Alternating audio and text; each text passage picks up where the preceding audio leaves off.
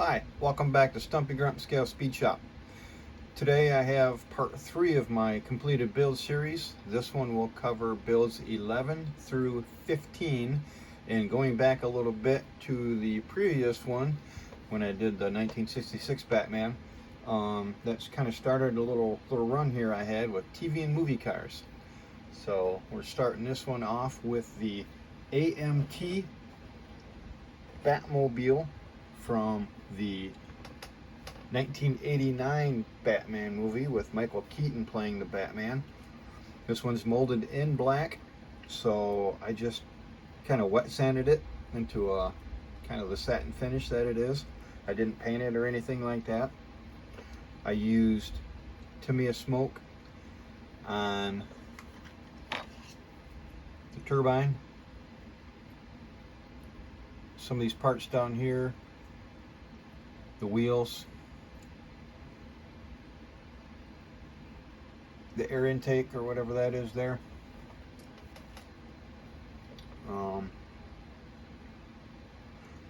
The Batman itself was just painted with various craft paints and clears to give him maybe a little bit of a shinier outfit with a little bit of a darker cape and hood there. This one was not too bad of a kit. The turbine thing kind of didn't fit in too well underneath, so I left a few parts out of it right there.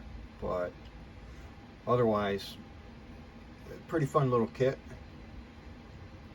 I probably could have done better if I do it again, you know, using some putty to cover some of the mold lines and stuff like that. But oh no, not too bad. Pretty fun to build. This is one of my favorite Batman movies, and Keaton was a really good Batman. And up next is the Polar Lights Ecto 1 Snap Tight 1/25th scale kit from the original Ghostbusters movie. This one I did in Rust-Oleum gloss white, and I actually used the Rust-Oleum 2X gloss clear on it, and there were a few spots on it where the clear kind of ate the paint. Even though it's Rust-Oleum on Rust-Oleum, it kind of ate the paint up a little bit, and the decals. But thankfully that was kind of an easier fix. Just touched it up with some red paint, and I did wet sand and polish this one out, which kind of helped a little bit. I did bare metal foil on all the trim and the hood pieces. I used Tamiya black panel line panel wash on the wheels and the grill and stuff. I used Tamiya smoke on the inside of the windows, but I neglected to block off the windshield there, so the windshield is a little darker than it really should be. Snap together kit, pretty nice kit. Everything went together pretty good. You did clear blue on the lights there, clear red on the tail lights, clear blue once again on the spotlights and stuff there. So pretty fun kit, pretty easy to do, all snaps together. Yeah, can't see the interior, but I did detail the interior up a little bit too. Awesome movie, cool car, pretty good kit.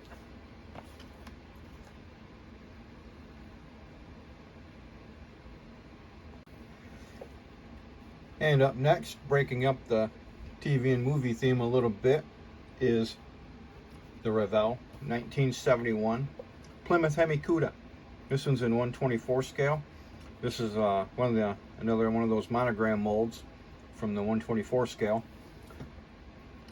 Pretty low parts count. There's only 69 pieces in this one.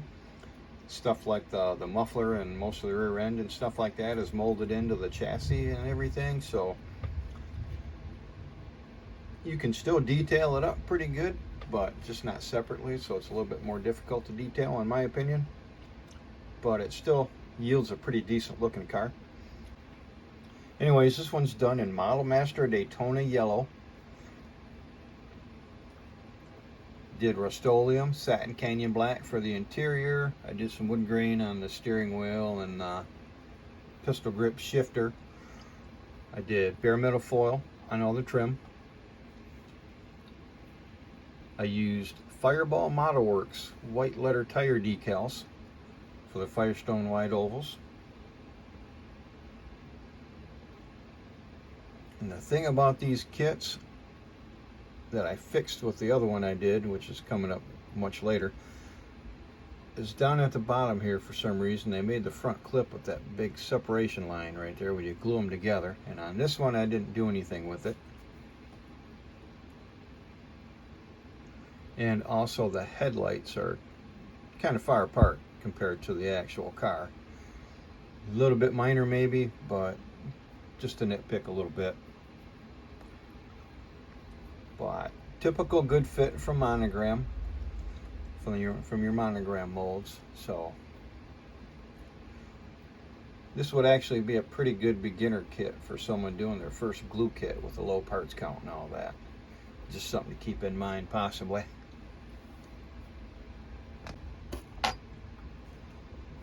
Okay, so back to the TV and movie car theme we go with the Revel striped tomato, the good old striped tomato, Starsky and Hutch 1976 Grand Torino. This one's in 1/25th scale. This one I painted in Rust-Oleum Gloss Apple Red. Yes, Rust-Oleum again, and as you can see, you can get a pretty good paint job out of Rust-Oleum.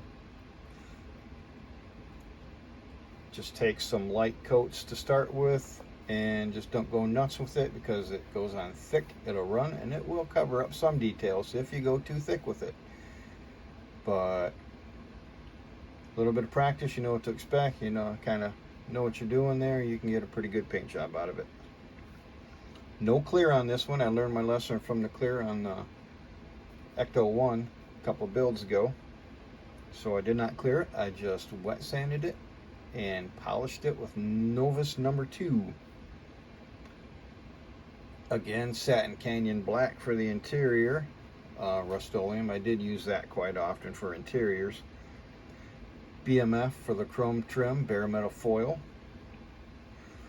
This is a pretty nice, good fitting kit from Revel. Pretty much looks the part, obviously, of the Starsky and Hutch Torino. I use Rust-Oleum matte clear on the wheels, by the way, to knock down the brightness of the chrome wheels and make them look more aluminum. The only issue with this kit really isn't an issue, but it's pretty tricky getting these decals to fit. Match up right. The one decal goes across the top here and comes down a little bit, and then the stripe here connects right around where the door is. So really tricky getting that around there and then it to line up and go up to the front of the car just right. But patience, a little bit of patience and some decal setting solution will get you there.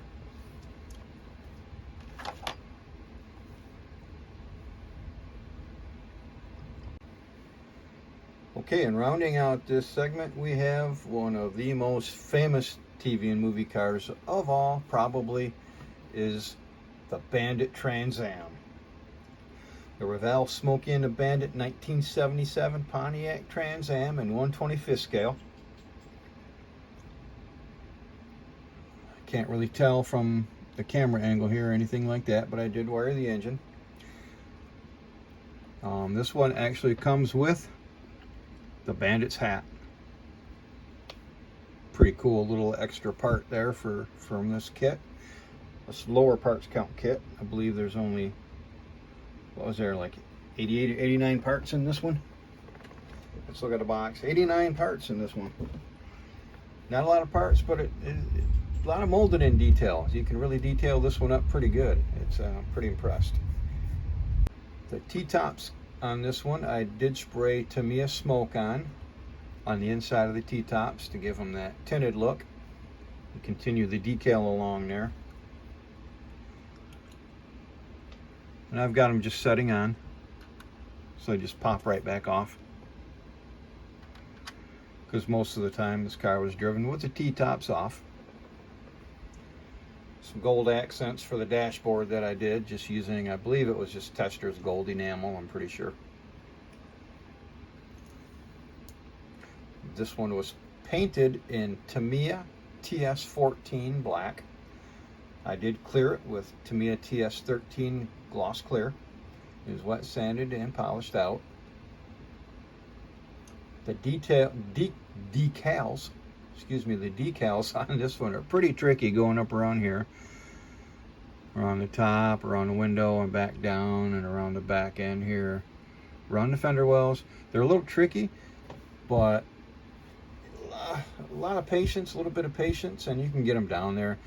The Trans Am script is a little bit oversized for the sides, maybe a little bit oversized on the back there. The kit does not come with the Trans Am script. I actually bought a decal set off of eBay and used them for that. As you hear a few rumblies from our thunderstorm we're getting. I got to get a different decal sheet though, because these are a little bit big. They're throwing me off a little bit. Otherwise, really nice kit. Nice fitting kit. Pretty good details even for a small, lower parts count kit. You even get the Bandit hat, so